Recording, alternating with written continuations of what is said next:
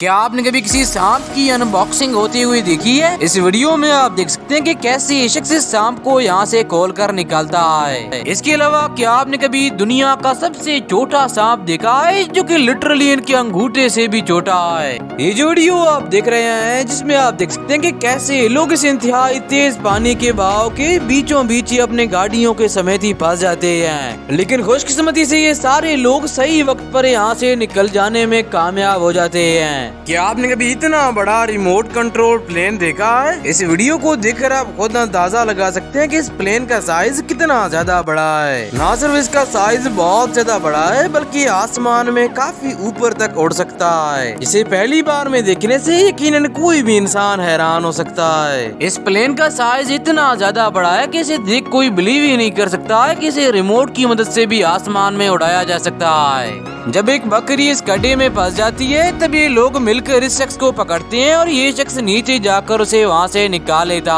ہے اور اس بے زبان جانور کی جان بچ جاتی ہے۔ جب یہ رکون ان چمپانزیوں کے علاقے میں آ جاتا ہے تب ایک چمپانزی اسے پکڑتا ہے اور اسے انتہائی اونچائی سے نیچے پھینک دیتا ہے، اور جب یہ یہاں سے جا رہا ہوتا ہے کہ تبھی ایک چمپانزی پھر سے دوبارہ اسے پکڑ لیتا ہے۔ کیا آپ کو لگتا ہے کہ یہ رکون دوبارہ یہاں پہ آنے کی ہمت کرے گا؟ ان مچھلیوں کو پکڑنے کے لیے دیکھیے کیسے یہ شخص اس بہتے ہوئے پانی کے بیچ میں کئی سارے پتھروں کو ایک پرفیکٹ شیپ میں رکھ دیتا ہے تاکہ وہ مچھلیاں گھومتے گھومتے ایک جگہ پر اکٹھا ہو جائیں تاکہ یہ شخص انہیں پکڑ لے۔